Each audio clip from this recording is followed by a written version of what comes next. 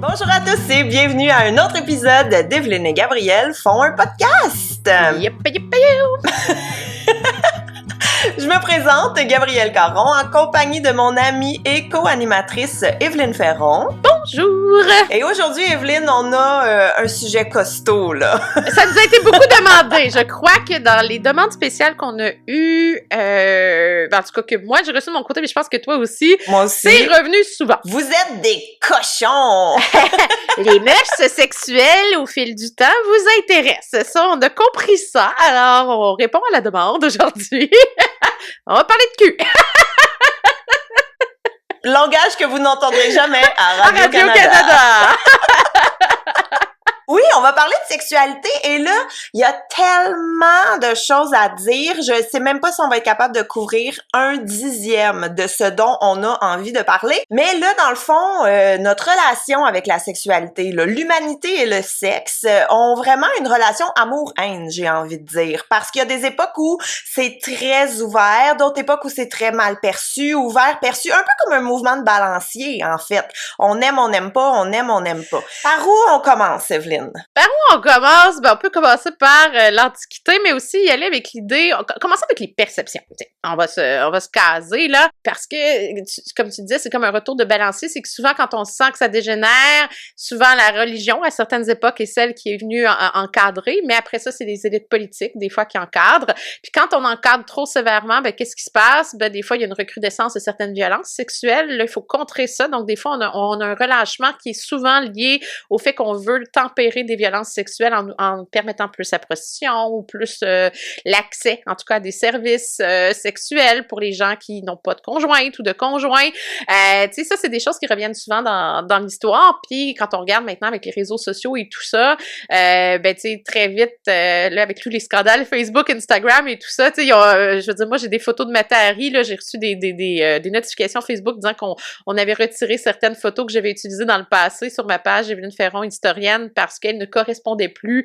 aux normes actuelles de Facebook. Donc, Mata Hari, son pubis ne sont plus permis, même si c'est des photos d'époque sur Facebook. Puis, tu sais, ça va toujours avec l'idée qu'une femme qui allaite, si elle cache pas ses mamelons, ça passe pas sur les réseaux sociaux. Mais, tu sais, bon, on entre dans cet univers où on essaie ça, c'est le corps de la femme, encore une fois, qui paye souvent le prix dans tout ça. Si on a à polisser, si on a à encadrer la sexualité, c'est souvent autour du corps de la femme que ça va se faire avant de se faire autour du corps de l'homme, à une exception près, qui est la première, on peut dire pas mal la première infection transmise sexuellement connue, identifiée, qui a été la syphilis. Il y en a eu d'autres avant, mais la plus connue, identifiée formellement, scientifiquement, ça a été la syphilis, où là, ben, c'est plus du côté de l'homme qu'on a essayé de trouver des moyens pour empêcher la propagation en développant le vrai condom, finalement. Oui, mais parce que le condom a aussi toute une histoire. Ça va venir ensemble, c'est ça. Fait que, tu sais, si on essaie de faire un petit parcours où on est capable d'avoir une idée de comment on perçoit la sexualité, tu sais, on peut remonter aux premières sociétés organisées, premiers villages. Si on s'en va en Turquie, en Mésopotamie, on remonte très loin, là. Tu sais, on peut remonter à facilement 9000 ans avant notre ère, où on a ces fameuses premières idoles, ces idoles très rondes, ces femmes avec des seins très, très volumineux, des grosses cuisses très épaisses.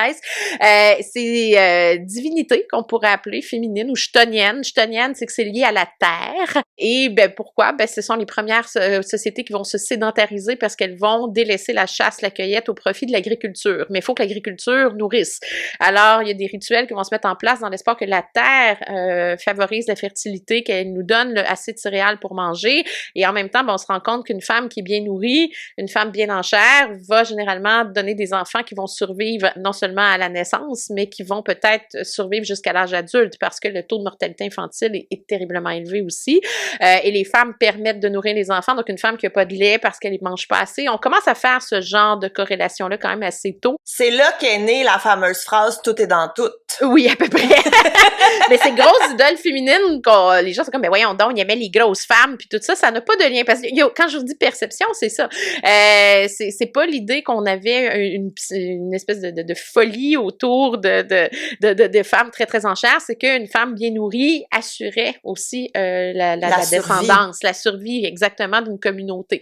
Alors, c'est sûr que la sexualité en lien avec ça, ben, tu sais, je veux dire, des dessins de phallus en érection, c'est ancien, là, parce que c'est sûr que ça fait partie des débuts de l'histoire des communautés.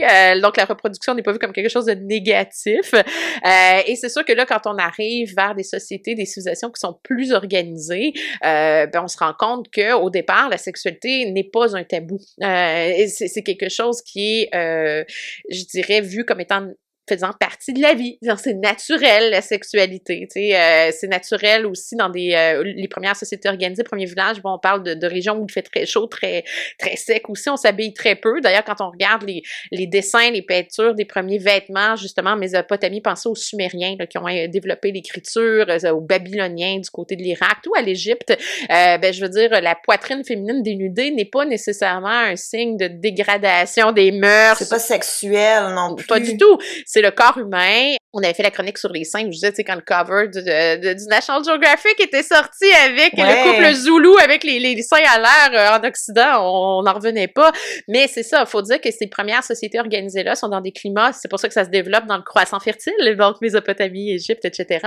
Il fait chaud, il fait sec, et on n'a pas besoin de beaucoup de vêtements. Et souvent, ben, c'est le bas qu'on couvre beaucoup plus que le haut. Donc, c'est valide aussi pour les femmes. Quand on regarde au début, bon, la poitrine dénudée ne semble pas du tout un problème, mais n'est pas effectivement quelque chose qui est vu comme pornographique. Il y a une grosse différence, contrairement à ce que le sein va pouvoir représenter plus tard là, de ce côté-là. Mais tu sais, on se rend compte que illustrer la sexualité, parler de sexualité n'est pas un tabou. C'est normal que hommes et femmes, fassent des enfants et fassent ce qu'il faut pour avoir des enfants. Et on veut qu'ils fassent des enfants parce qu'ils assurent effectivement la survie des communautés.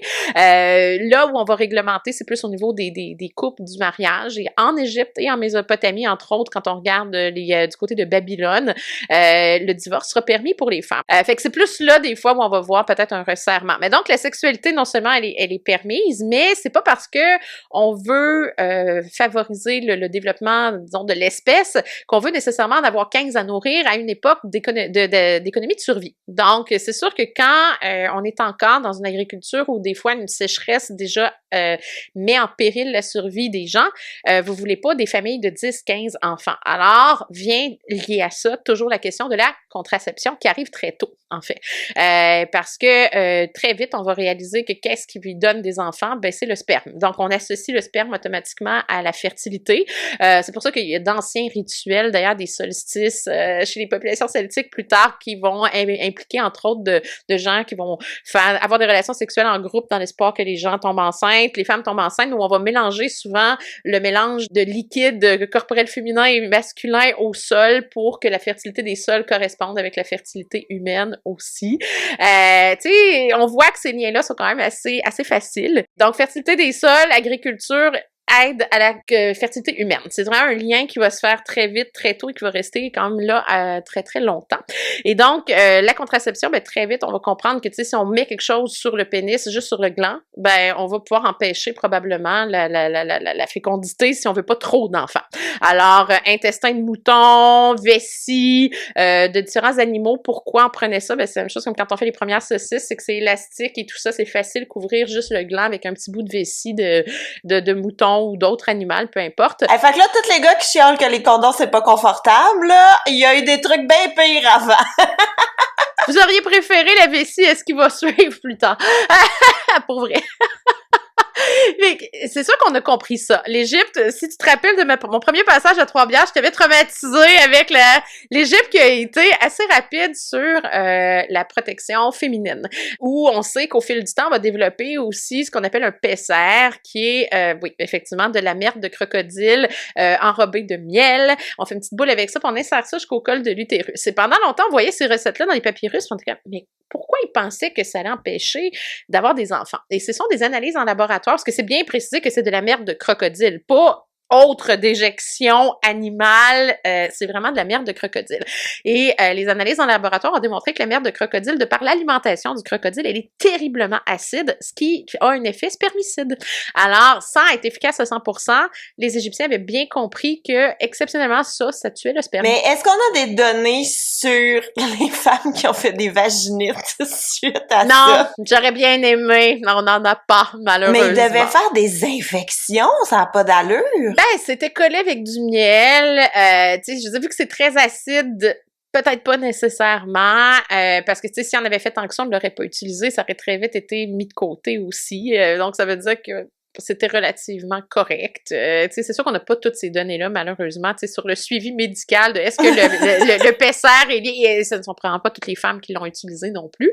Mais c'est ça, quand on regarde d'ailleurs au fil du temps, à l'époque pharaonique, les danseuses et tout ça, la poitrine nue, elle est associée à une forme de beauté davantage que de pornographie. Parce qu'il faut vraiment faire attention à l'idée de la pornographie. Comme si c'était plus artistique avant, oui, j'ai l'impression. C'est esthétique! Mais le sein est associé au fait qu'on nourrit l'enfant aussi, donc il n'est pas vu comme quelque chose d'obscène. L'obscénité vient avec le côté peut-être plus moralisateur à un moment donné dans certaines sociétés, ce qui n'est pas le cas donc dans l'Antiquité. Quand on s'en va du côté des Romains, je veux dire, la sexualité, elle est très, très libre d'une certaine façon, parce que c'est sûr qu'on veut que les jeunes hommes soient bons aussi au lit, satisfassent les dames, donc les bordels, enfin on reviendra sur l'origine du mot bordel, mais disons les lupanards, tu sais, ces lieux de prostitution étaient très très nombreux, et souvent dans les villes, Pompéi nous a donné cet exemple-là, mais on sait que c'était courant ailleurs, on avait des symboles de phallus sur les dallages qui montraient où était le chemin en fait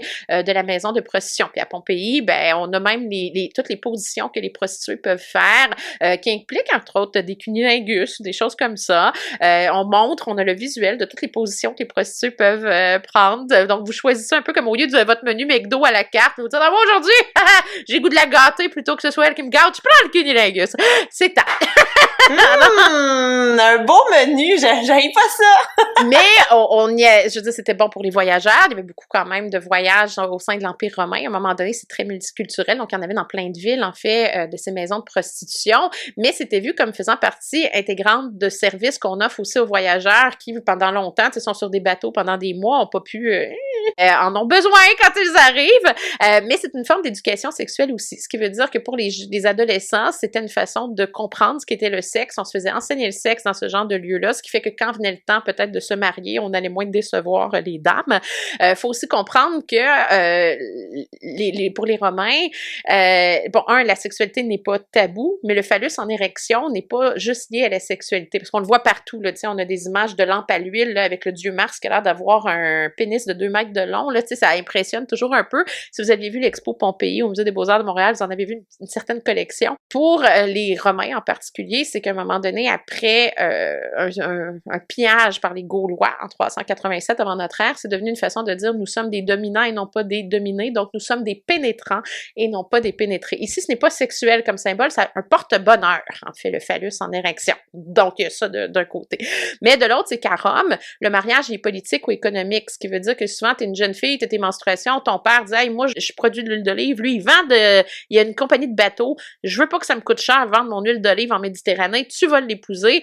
C'est sûr que l'amour n'est pas au cœur du mariage. Pour les Romains, l'amour, la passion se vit souvent hors mariage, avec des gladiateurs. Pour les dames, Ovide nous dit à quel point les femmes se pressaient dans les arènes, dans l'espoir de se taper un gladiateur qui avait l'air vraiment sexy. Puis ça, c'était accepté, là, c'était correct. C'était accepté jusqu'à temps que le christianisme se développe beaucoup et que ces visions-là soient vues comme un péché, l'idée qu'on va aller en enfer pour avoir ce genre de comportement.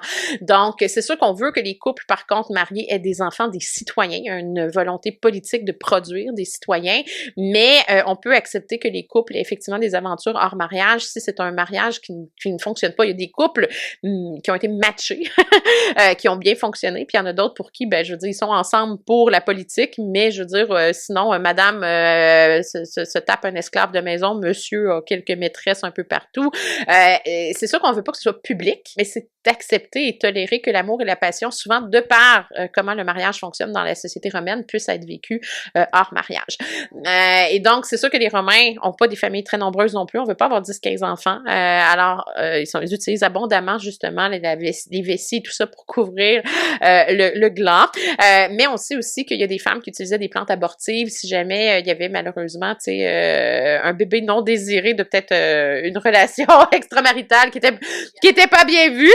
C'est sûr qu'on n'a pas les recettes nécessairement toujours de ça, mais on se doute qu'il y a des dangers associés à ça. Les plantes abortives sont quand même plus dangereuses que de couvrir le gland parce que bon, il y a un risque d'empoisonnement et ça, c'est des recettes qui vont se transmettre de femme en femme. Quand on a parlé de sorcellerie, ça va avec ça. Souvent, les femmes qui maîtrisent ces plantes-là vont être visitées par des jeunes filles qui sont tombées enceintes par accident, puis que là, ça va être une catastrophe, vont souvent aller voir les femmes qui maîtrisent ce genre de plantes. C'est des savoirs qui partent du monde romain, mais qui, au fil du temps, vont continuer à se répandre. Donc, le christianisme a un impact du côté de l'Occident, mais c'est sûr que si on s'en va, donc quand on commence à arriver vers les 3e, 4e, surtout 4e siècle, 5e siècle, quand en fait Théodose fait entre autres du christianisme sa religion de l'Empire romain, c'est sûr que là, ce genre de comportement-là sera pas toléré, la monogamie va être priorisée.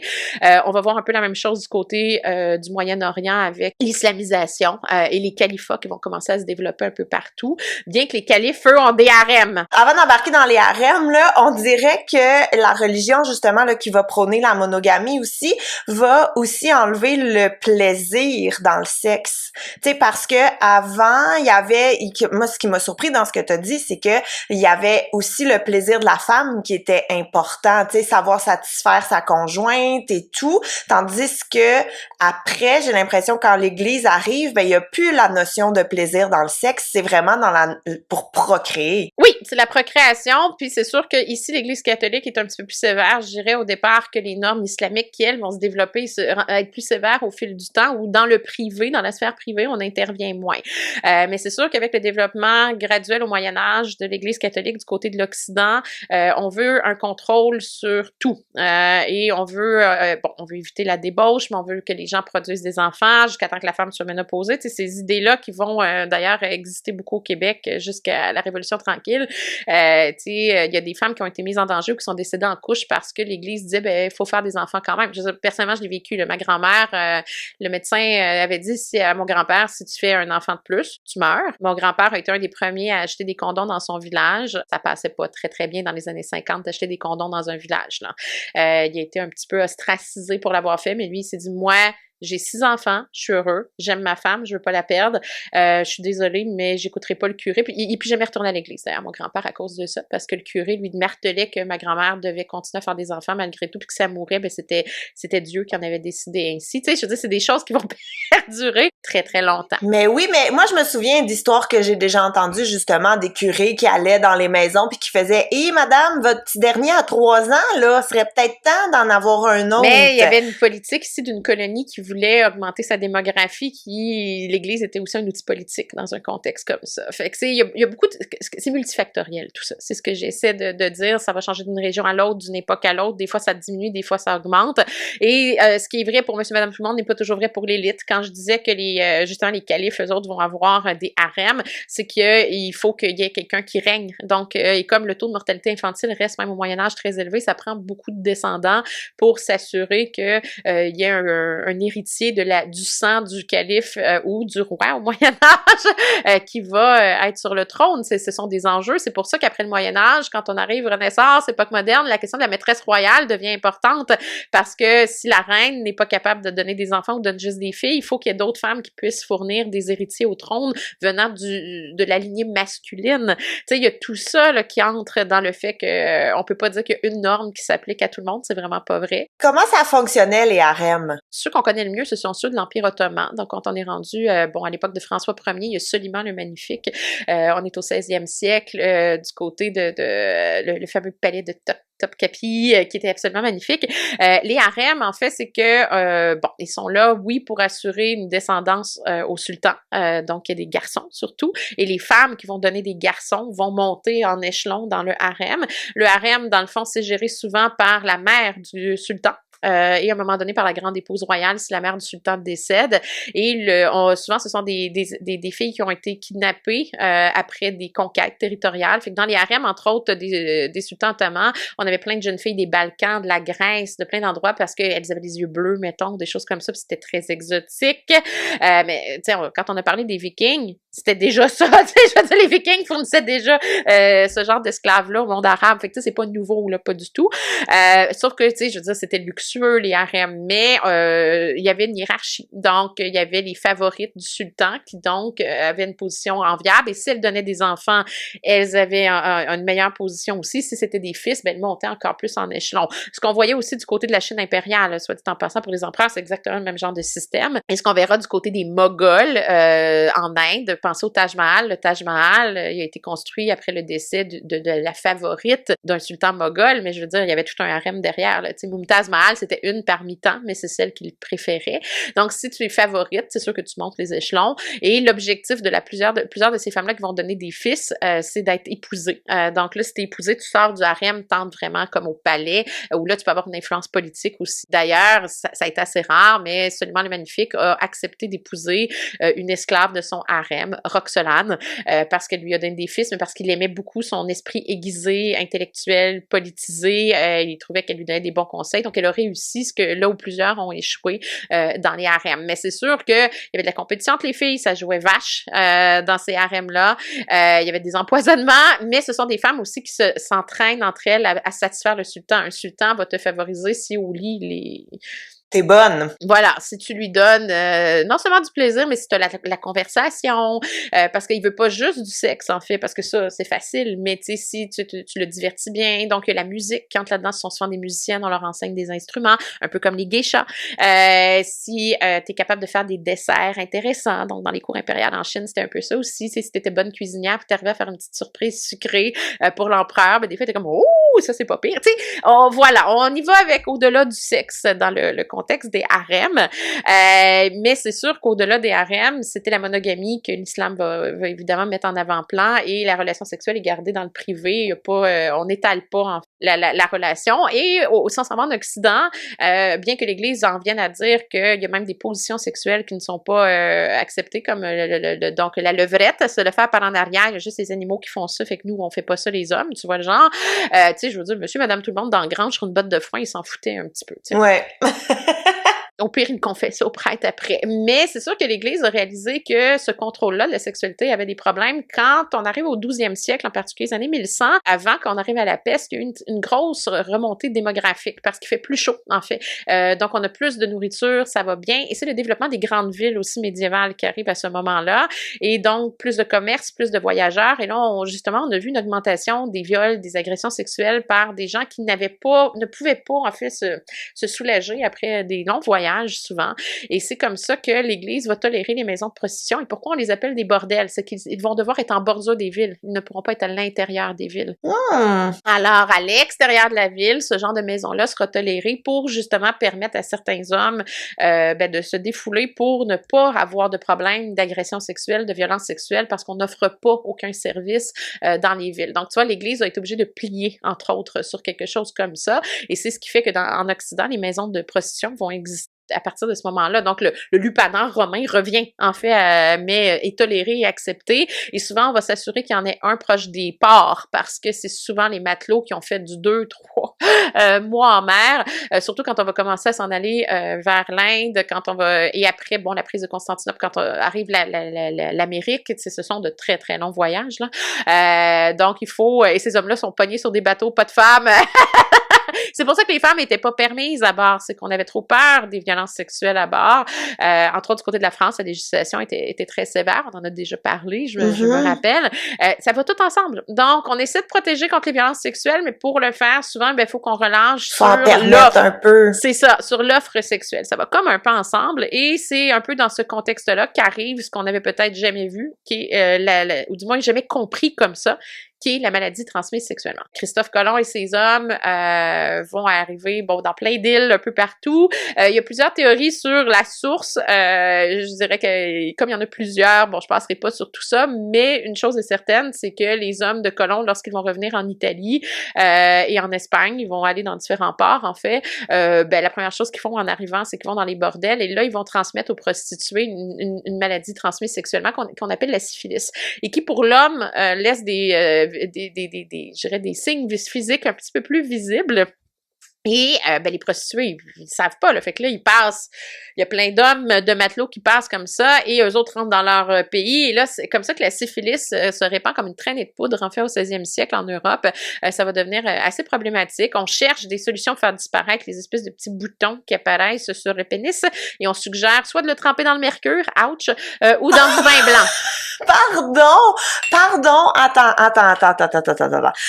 Il suggère pour guérir de tremper ton pénis dans le mercure. Mais c'est sûr que t'auras plus de boutons si ton pénis tombe. Ou dans du vin blanc. Tu sais, c'est ce genre de choses. Et à un moment donné, on va même faire ingérer du mercure. C'était un des traitements qui était proposé. Ce qui fait que la syphilis, dans le pire des cas, provoque des troubles neurologiques sévères. Al Capone en est un très, très bon exemple.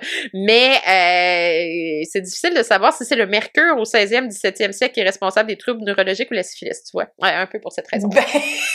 Puis-je te donner un indice?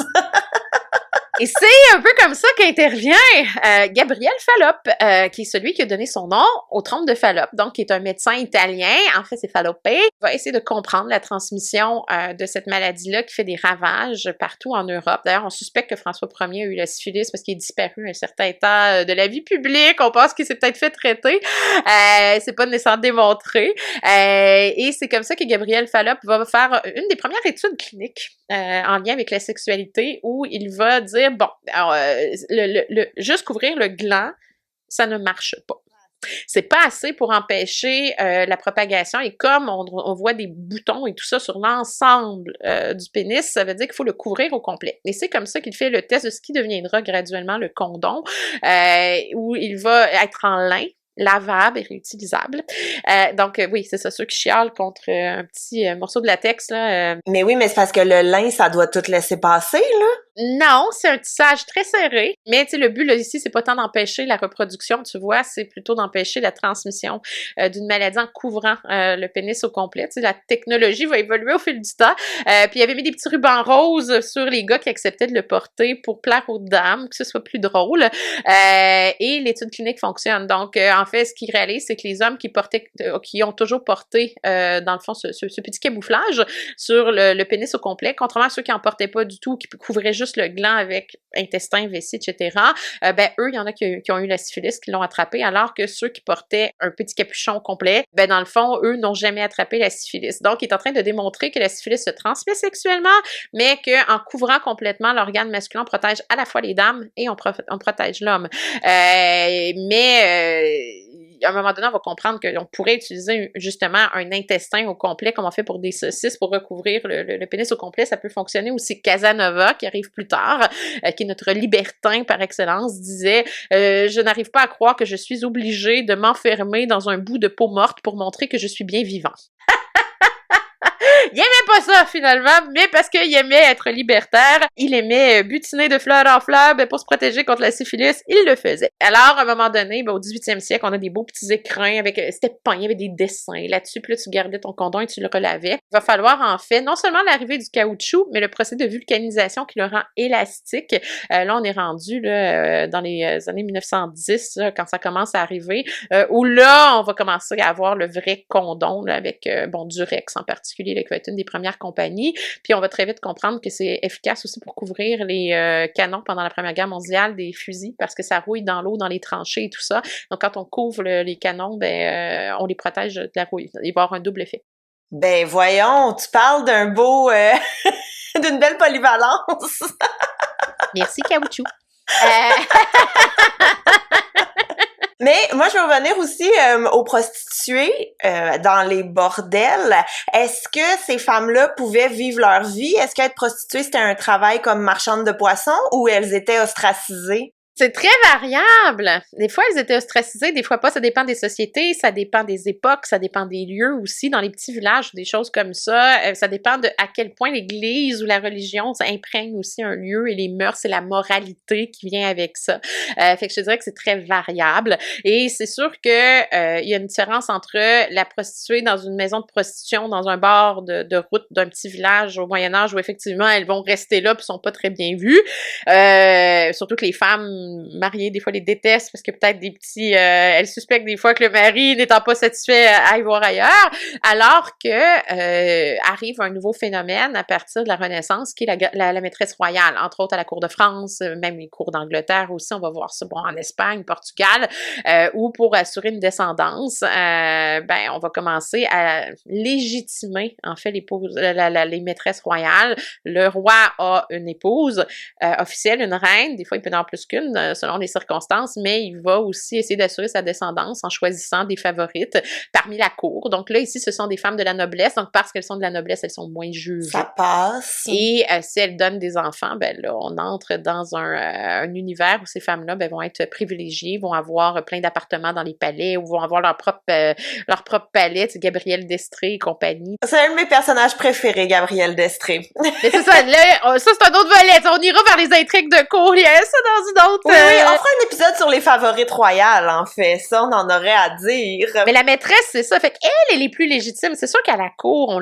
la bitch, tu sais, évidemment, mais, pis, bon, on pense à Marie-Antoinette qui a eu des conflits quand même assez spectaculaires avec Madame du Barry, qui était une des favorites de Louis XV, là. Il y avait des petits conflits entre les épouses royales, souvent, et les grandes maîtresses royales, mais si une maîtresse royale commençait à trop se mêler de politique, ou essayait trop de gérer le fils qu'elle peut avoir avec le roi, des fois, elle pouvait tomber, par contre, aussi, je dirais, en défaveur, et là, ben, elles étaient chassées des palais, et elles étaient isolées. Il peut y avoir un contre-coup à ça. Mais on va voir des œuvres d'art apparaître à l'époque de la Renaissance où on va voir justement les maîtresses royales dans le bain. C'est une nouvelle œuvre d'art qui apparaît où la poitrine est dénudée.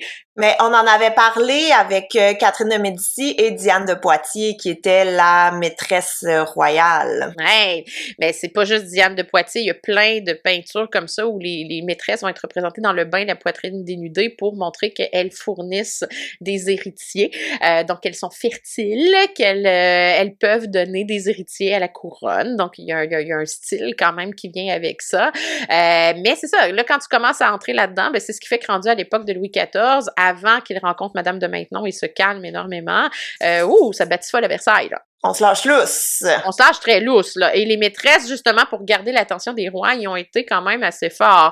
Donc, du côté de Louis XIV, Madame de Montespan, là, c'était des orgies, là. Donc, dans ses salons à Versailles, Madame de Montespan, ben, tu sais, elle, il y avait des jeux, là, tu sais, des jeux de dés, des jeux de cartes, où chaque fois que quelqu'un perdait, devait enlever un morceau de vêtement. Donc, c'est le début du strip poker. C'est pas le poker, mais c'est un strip quelque chose. Et elle disait, bon, ben, ceux qui perdent tous leurs vêtements en premier deviennent un couple. Homme ou femme, on s'en fout. Et ben, devant nous, vous allez vous amuser. Donc, il y avait des orgies dans ces salons où il y avait plusieurs personnes impliquées. Il y avait plusieurs choses qui l'amusaient. On dit qu'elle avait même entraîné des souris pour passer avec un petit carrosse sur son corps nu pour faire des décorations. Madame du Barry semble avoir joué un petit peu avec Louis XV avec ce genre de stratagème aussi. Et c'est sûr que là, ben, elle se faisait construire des baignoires pour avoir des jeux dans l'eau avec le roi. C'est ça. Ça y allait assez allègrement, en fait, à Versailles, à une certaine époque, et ça, c'est bien documenté. Quand on regarde un petit peu à l'époque de Louis XIV, oui, il y a Saint-Simon qui en parle un peu, mais c'est surtout la belle-sœur de Louis XIV. Ah oui, Madame Palatine. Mais oui, Madame Palatine, qui non seulement parle du fait qu'il mange comme un porc, mais qui sent la vieille chèvre aussi, ou le vieux chou. Elle a utilisé les deux expressions parce qu'il se lave pas vraiment, à part à la serviette chaude avec un peu de vin blanc. Lui, il traînait ses maîtresses sur les champs de bataille. Sur Louis XIV, une trentaine d'années au combat aussi, mais les maîtresses suivaient dans des carrosses, des fois, il y a pas de toilette, il y a rien, tu sais, avec les grosses robes. C'était peut-être pas toujours des conditions idéales. Puis il arrivait dans les campements pour que Louis XIV, après la journée de combat, ben, puisse avoir ce qu'il veut. Il se lave très peu, il a combattu toute la journée, puis quand il a fini, ce qu'il veut, c'est bouge-toi le nez. C'est pas pour rien que la colonie française arrive à l'époque de Louis XIV. Elle essaie de masquer ce qui peut être difficile à masquer, qui est la crasse, mesdames et messieurs. Et d'ailleurs, le bain n'étant pas si valorisé encore, les prostituées se lavent. Et c'est pour ça que, d'ailleurs, il y a une courtisane qui a été très réputée à Versailles, qui est Ninon de l'Enclos. Ben, elle prenait des bains, donc à tous les jours. Et même si à un moment donné, elle n'est plus courtisane du tout, qu'elle a des salons et qu'elle ne fait plus rien de ça, elle a gardé l'habitude de se laver. Les gens disaient, ben, elle en fait encore par en arrière. arrière, tu sais, parce qu'on associait le bain à la nécessité, aux prostituées pour la nécessité de se laver après une journée de travail, mettons. Fait que tu vois comment c'est vaste et que ça va dans plein de raccoins. Et donc, c'est ce qui nous donne des fois des personnages qui ont des aventures sexuelles assez particulières et ça donne un certain pouvoir aux femmes. Ah oui? Comment ça? Ben oui, la maîtresse royale, c'est la sexualité qui lui donne ce pouvoir, en fait, sur le roi, le fait d'avoir des héritiers mâles aussi, mais le jeu sexuel, l'innovation sexuelle leur donne un avantage. Et là, si on vire à l'envers et qu'on s'en va chez Catherine de Russie, ben on va avoir un peu une femme qui va assumer de manière assez directe sa sexualité. OK, attends. Qui est Catherine de Russie? Quand est-ce qu'elle se retrouve? Puis qu'est-ce qu'elle a fait? Moi, je l'appelle la cougar.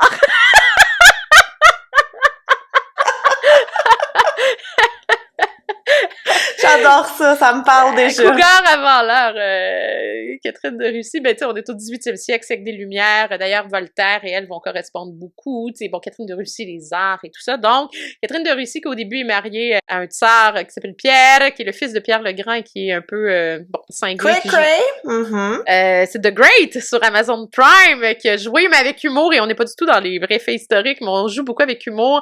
J'ai bien rigolé, la saison 2 s'en vient d'ailleurs.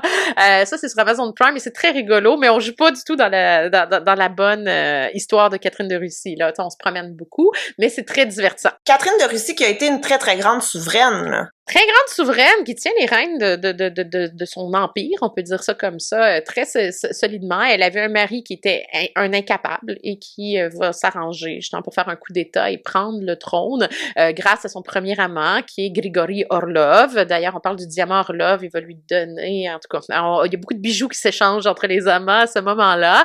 Mais Catherine de Russie, à un moment donné, se tanne assez rapidement et à un moment donné, ben là, ça va être Grigori Potemkin avec qui ils vont être un couple politique et d'amoureux pendant longtemps, mais à un moment donné, même avec Potemkin, Catherine de Russie se fatigue, toujours avoir le même amant, c'est pas drôle. Donc, pour la garder satisfaite, il va lui présenter plein de jeunes amants. Alors, Catherine de Russie a plein de jeunes hommes, en fait, qui arrivaient au palais, qui savaient très bien qu'ils devaient satisfaire une dame beaucoup plus âgée sexuellement. Elle avait une chaise à cunilingus qui ressemble un peu à une chaise de... Comment t'es assise chez le gynécologue, mais qui était assez confortable pour que la position soit bien placée. Elle savait s'amuser sexuellement, elle n'avait pas peur de le faire, ça ne la dérangeait pas, et donc elle a multiplié les amants, même si elle et Potemkin ont continué à être un couple et à travailler aussi politiquement ensemble. Il lui a fourni beaucoup de jeunes hommes pour la satisfaire, et donc on parle de chaises à cunilingus, mais donc les jouets sexuels, ça aussi, ça a toute une histoire en parallèle, tu sais, avec tout ça. Les plus vieux dildos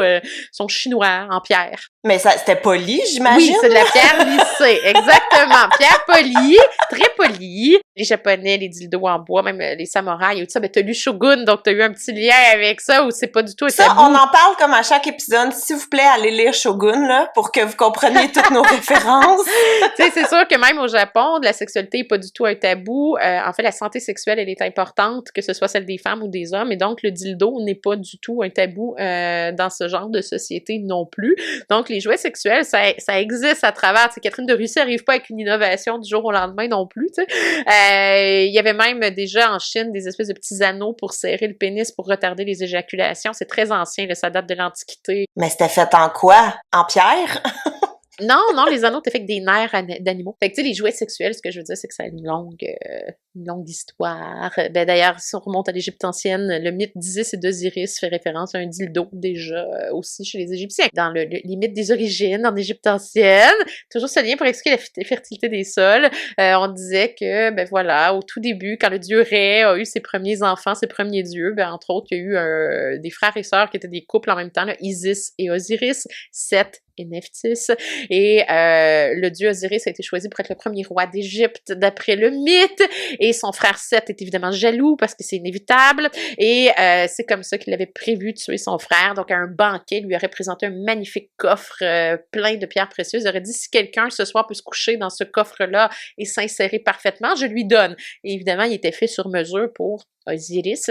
Osiris s'y couche et donc Seth ferme le couvercle et jette ce cercueil dans le Nil. Donc c'est le symbole du cercueil d'ailleurs que ça devient. Osiris se noie, donc meurt. Et là, Isis, sa sœur et épouse magicienne, va chercher le corps. Et au moment où elle le retrouve, Seth s'en rend compte. Donc il démembre Osiris en 14 morceaux qu'il répand partout en Égypte et jusqu'à Byblos au Liban. Et c'est ce qui fait que Isis, se transformant en oiseau, récupère 13 morceaux sur 14. Il en manque un, il manque le phallus. Alors, le phallus d'Osiris, pourquoi elle ne l'a jamais retrouvé? C'est qu'il est tombé dans le Nil et c'est ce qui explique que les crues du Nil apportent la fertilité des sols en Égypte. Oh! Logique. Et là, si elle veut donner un héritier à Osiris pour vaincre Seth, elle va s'auto-féconder, elle va se faire un dildo en bois, puis elle va lui donner des pouvoirs magiques et elle va donner naissance au dieu Horus. Quand même assez pratique d'être magicienne. Voilà en parallèle les jouets sexuels à travers tout ça. Et, tu sais, en même temps, tu sais, je veux dire, t'as aussi des sadiques comme le marquis de Sade. Je sais que tu voulais qu'on en parle un peu, qui, lui, au 18e siècle, il y a des rapports de police qui mentionnent qu'il utilisait des chandelles pour pénétrer des pauvres jeunes femmes qui se trouvaient sous son... Mais parce que le marquis de Sade, son nom, évidemment, je le connais, mais son histoire est quand même assez floue. Je sais que c'est un pervers sexuel. C'est pas pour rien qu'on parle de sadisme, là. Tu sais, bon, de son vrai nom, si ma mémoire est bonne, c'est Donatien Alphonse François. Je crois que je suis correcte. Donatien, c'est vraiment pas un nom sexuel, là. Ouais, qui est le marquis de Sade. Bon, c'est sûr que il a écrit, lui, on peut parler des premiers gros romans érotiques connus, tu sais, les 120 jours de Sodome, la philosophie dans le boudoir, si jamais vous avez déjà lu ça, la philosophie dans le boudoir, là, c'est comme, il y a de la belle philosophie là, puis là, tout de suite après, ils disent, bon, maintenant qu'on a parlé philosophie, foutons, tu sais, foutons est le mot qu'il utilise en voulant dire baison. C'est toujours assez particulier. Oui, c'est un pervers sexuel. Ici, on parle de perversion, de quelqu'un qui a une obsession pour la sexualité très tôt. Mais pourtant, c'est un marquis, donc on est dans la noblesse française, alors c'est un peu un problème, en fait. Puis lui, il va vraiment vivre à l'époque de la Révolution française. Il va mourir à l'époque de Napoléon, là, 1814, si ma mémoire est bonne. Puis, tu sais, c'est sûr que c'est tout un personnage. Pourquoi on va parler de sadisme? C'est qu'à un moment donné, il va commencer avec ses amis dans les années 1770 à peu près à faire subir des sévices sexuels à plusieurs femmes qui vont commencer à parler. Ça va se rendre jusqu'à la cour. Là, à un moment donné, Louis XVI va faire un marquis une dame sonne à la porte chez le marquis de Sade parce qu'elle est perdue, puis elle se retrouve les jupons relevés, puis elle se fait insérer une chandelle à la noirceur par en arrière ou des choses comme ça. C'est comme donc oui, on y allait avec beaucoup d'imagination chez le marquis de Sade et ses amis, et c'est ce qui fait que parce qu'il est un marquis, on peut pas juste l'emprisonner comme ça. Et le marquis de Sade s'est retrouvé à la Bastille, qui est la prison politique de la France, celle qu'on essaie de faire tomber justement juste avant la Révolution, et d'ailleurs, il y est à la Révolution française lors de la prise de la Bastille. Et d'ailleurs, 14 juillet, c'est la prise de la Bastille et c'est la fête nationale des Français. Voilà. Et donc, ça se passe en 1789. Notre marquis de Sade, il est riche. Fait que, tu sais, à la Bastille, si t'es riche, tu vis bien. C'est juste, tu peux pas sortir. Mais il y avait une très, très belle cellule, puis on y amenait de la nourriture et tout ça. Il mangeait très bien. C'est là qu'il a écrit sur un rouleau, les 120 jours de Sodome, qui a pu être racheté d'ailleurs, parce que là, on avait peur de le perdre par la Bibliothèque nationale de France récemment. Là, c'est officiel, là, c'est entre leurs mains maintenant, le manuscrit original des 120 jours de Sodome. Mais ce qu'on sait, c'est que quand ils ont pris la Bastille le 14 juillet, il y était, puis là, il criait par les fenêtres, sortez-moi de là. Il était nu comme un verre quand ils l'ont sorti de la Bastille. C'est ça, c'est le marquis de Sade. C'est comme il y a quelque chose de complètement surréaliste qui vient avec lui à ce moment-là. Mais c'est sûr que là, la famille cherche un moyen de l'empêcher de continuer à faire des sévices sexuels. Et de toute façon, mentalement, ça va de moins en moins bien. Tu vois, il y a eu la suspicion d'une syphilis ou d'une maladie qui a amené un petit déséquilibre problème neurologique est là. Fait qu'il s'est retrouvé, je dirais, dans une espèce de sanatorium de luxe jusqu'à la fin de ses jours, jusqu'à sa mort. Par la suite, il est mort, il avait 70 ans et plus, quelque chose comme ça. Donc, c'est un vieux crouton pour l'époque qui sévit quand même assez longtemps. Et c'est pas pour rien qu'il s'était retrouvé à la Bastille pour empêcher de nuire. Donc, dans sa jeunesse, surtout lorsqu'il était un jeune homme dans la vingtaine, trentaine, il a été assez actif négativement. Ben oui, et là, le temps file, mais j'ai envie de nous amener à Montréal parce que nous avons eu des maisons de débauche à Montréal. Ben, il y en a eu à Québec. D'ailleurs, si ceux qui connaissent la rue sous le Cap, qui est la rue derrière le musée de la civilisation, qui aujourd'hui, ben, c'est super mignon passer en arrière de ça pour remonter plus haut dans la ville. C'était la rue des prostituées. Il y en avait dans à peu près toutes les villes, mais Montréal a battu des records, surtout quand on arrive à partir des années 20 jusqu'aux années 50. 1920-1950. Ouais, c'est une période assez active, je dirais, de ce côté-là. Donc, on dit dans les années 1920, là, à peu près 300 maisons de prostitution juste pour la ville de Montréal. Ben voyons donc! C'est bien énorme! C'est énorme. Avec des femmes plus célèbres que d'autres, certaines plus âgées, certaines moins. Il y avait des vedettes là-dedans que les gens visitaient et tout ça. Et c'est sûr que ça va avec l'époque où, bon, c'est l'époque de la prohibition aux États-Unis. Ici, c'est un peu différent. Donc, même si on essaie avec l'Église d'avoir un certain contrôle, ça marche plus ou moins. Donc, c'est la raison pour laquelle non seulement il y a des maisons de prostitution, mais il y a beaucoup de maisons de jeux illégales. En fait, la pègre est très présente à Montréal dans les années 30, 40, 50. L'Église essaie d'avoir un contrôle là-dessus, les politiciens essaient d'avoir un contrôle là-dessus, ça marche pas très très bien. Et cette pègre, elle vient de toutes les communautés possibles. Ils sont autant québécois d'origine italienne ou d'origine juive. En fait, un des plus connus, en fait, s'appelait Harry Davis. Il était d'origine juive, puis lui, bon, c'était le roi des jeux, là. Tu sais, il y avait vraiment plusieurs maisons de jeux, casinos et autres clandestins. Il avait fait de la prison pour ça, puis quand il est sorti de prison, ben, il s'est fait tirer dessus par un ancien croupier qui lui en voulait de ne pas lui avoir permis d'ouvrir lui-même sa propre maison de jeu. C'est un peu dans ce contexte, d'ailleurs, qu'on va commencer à appeler à avoir des espèces de milices locales. Attends, avant de rentrer dans les milices, là, où sont situées les 300 maisons? Un peu partout, mais tu sais, c'est sûr que si tu t'en vas du côté du canal de la Chine, Saint-Henri...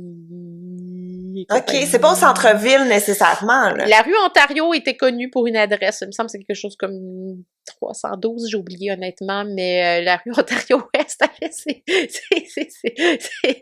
petites maisons de prostitution assez célèbres. Il y en a qui étaient, je dirais, étaient nomades. Pas d'adresse fixe, fait se déplacer dans les maisons de jeu, entre autres. Fait que, tu sais, c'est quand même dur à suivre. C'est sûr que ça, c'est dans les années 20, les efforts quand même qui avaient été faits à Montréal pour réduire ça, ça avait quand même porté fruit. Quand on arrive dans les années 40, tu sais, on a réduit de plus que la moitié, tu sais, même plus, je crois, le nombre de maisons de prostitution, mais ça reste qu'il y en a beaucoup. Et c'est lié aussi à la pègre, au crime organisé, et c'est la raison pour laquelle un ancien avocat va devenir policier, et on veut justement, c'est qu'on est à une époque où l'Église fait des vigiles, on organise des comités citoyens pour essayer de faire des rapports, rapporter s'il y a des maisons de jeux clandestines, etc. Mais on a besoin de quelqu'un qui va vraiment démanteler le réseau, et c'est comme ça qu'arrive Pacifique Plante. Pacifique Plante! Pax Plante, qui est un ancien avocat, qui va donc essayer de réduire, devra rentrer dans le crime organisé finalement, et c'est lui qui va écrire entre autres des chroniques dans Le Devoir pour montrer à la population que c'est sérieux, qu'il y en a beaucoup et que c'est en train de miner non seulement l'économie, mais la sécurité aussi civile à Montréal. Et c'est de là que vient l'expression pour les années 40 en particulier, parce que là, lui, il arrive vraiment plus en 49 et tout ça. Montréal, ville ouverte, c'était le titre d'une de ses chroniques. Et c'est sûr que ça a donné une série télé à un moment donné sur ces époques un peu sombres de Montréal. Mais c'est sûr qu'une fois qu'il va commencer à entrer à démanteler le crime organisé, il va réaliser que la police est corrompue. Donc là, après ça, c'est la corruption policière, en fait, qui va être au cœur de son travail. Et là, ça va aller aux oreilles des politiciens et il va être obligé de s'exiler. Hein? Ah oui, c'est vrai, Pax Plante, il a pas eu une belle fin de carrière. Il ne pouvait pas revenir ici parce qu'il était persona non grata, parce qu'il avait touché là où il fallait pas toucher.